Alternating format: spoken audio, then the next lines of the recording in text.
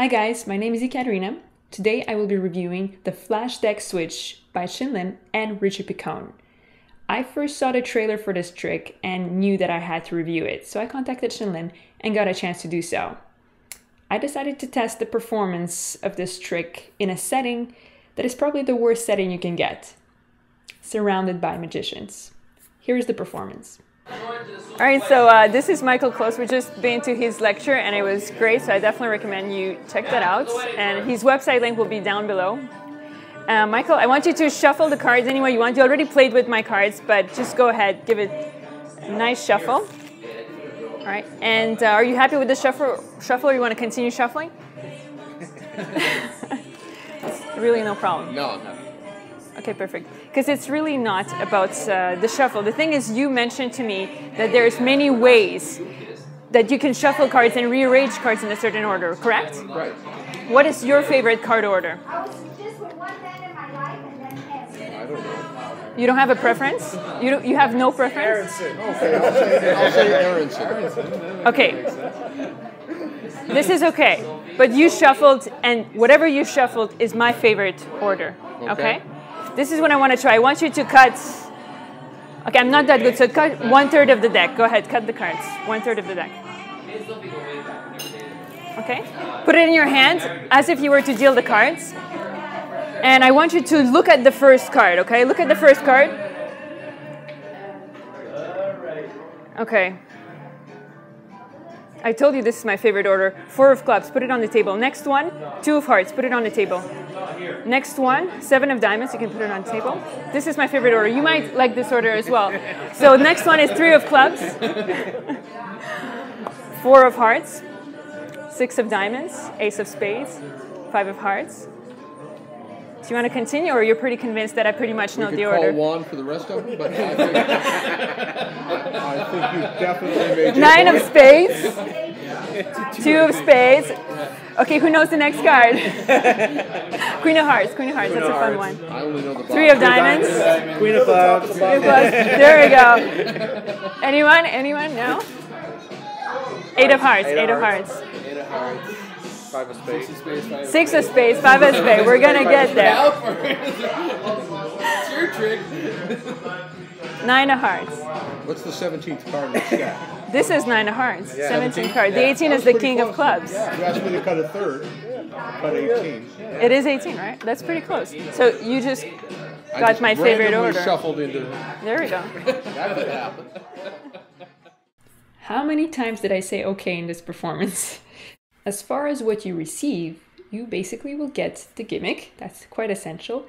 And a few more items with the gimmick that will allow you to repair the gimmick if needed, or to customize your own with your own box of cards. And I think this is amazing because, first of all, this is out of the same material as a regular card box. So the suspicion goes down right there. Regular box of cards. Now, it's normal that it will wear out, and it's normal that you might have to fix it, but you can, and it's quite easy to do, and Shin goes over how to do that. And then you have the option to customize with your own box, and that is an advantage too. If you like designer decks and you just want to perform with designer decks, you can do that. Very cool. So you'll be doing a little bit of arts of crafts if you want, or you have the gimmick already there, so you can go ahead and perform it after watching the video. So the video is either a DVD or a download.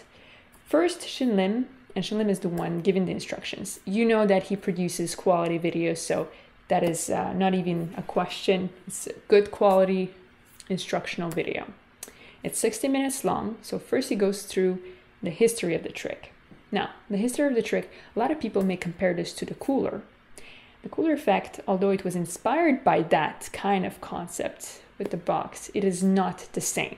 Okay, it is not the same, and in my opinion, it's a huge improvement upon that concept of the deck switch. So the Flash Deck Switch is, in my opinion, far superior. So that's the one I would recommend you get over the cooler trick. All right, so next you get to learn the actual switch, how to make it natural. The only negative part about the switch, I would say, but it's not really negative for me, but it might be negative for some people, is that it does not fool the camera. And I'll explain why. I can compare it to a top change. You know, when you do a top change, there is an element of misdirection.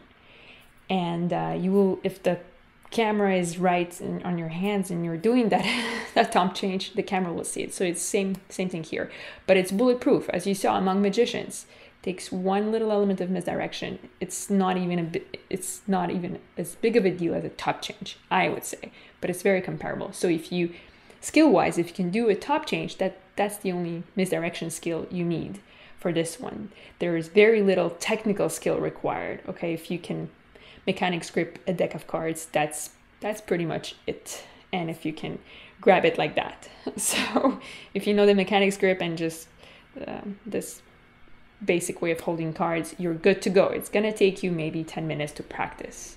And I've had my gimmick for a week now, and still good to go. Shin Lim had his for 2 months when he was filming the video, and the gimmick was still good. So you get a long-lasting gimmick. You can practice with it as much as you like. Don't be afraid of it breaking. You can always fix it. So afterwards, Shin Lim, he goes into more advanced applications. And I'll mention one of these advanced routines. It's essentially a triumph effect. But it's a triumph effect that ends up being a full deck color change, for the exception of that one card that is going to be a different color from the rest of the cards. This is a very, very strong effect. He goes into several other applications, but you know what? Sky's the limit. I use the boring stack, if you want to call it boring, but I love my stack, so I like to use the deck switch for that. But sky's the limit. Whatever fits in a box of playing cards, you can switch your regular cards into that. It's just open to your imagination. So I really hope people use it for various things.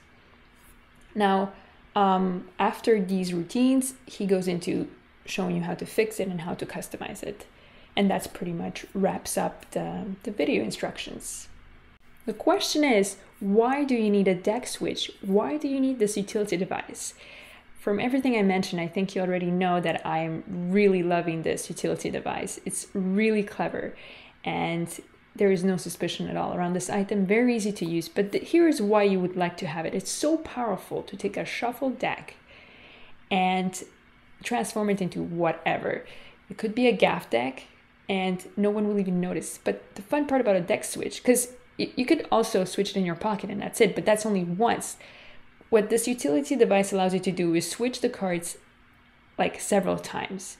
2 times is a good thing. You know, if you're performing live to people, you know, you want to start with a regular trick that doesn't require a gimmick, and then you switch it into your gaff deck, you show the gaff trick, and then you go back to your regular deck of cards and then finish and let them handle a regular deck of cards, and no one will even suspect that you had gaff cards. This is very powerful, so you can go in and out of the cards, and you can leave the gimmick on the table. No one will ever suspect it the whole time. Actually, it is even better if the whole time it is on the table. People will just think it's a box, and that's all it is. And it's so natural when you take out your cards that you have the box lying around somewhere near you. Okay, it's not across the street, so it's nearby. It's perfectly normal. Nothing suspicious about that. But the advantage, like I mentioned, is you're able to switch back and forth. And that's so important when you're working with people and you want to show a little bit more than just one gap trick and then move on to something else. Very powerful. Now, another advantage is that it works so well at a table setting. And even cocktail parties, on my professional gigs, they have tables because, you know, when you have a drink, you want a little table, probably your height, to place it on. So very often there are surfaces where even at a cocktail party you can deposit your glass. So a table is not really a problem.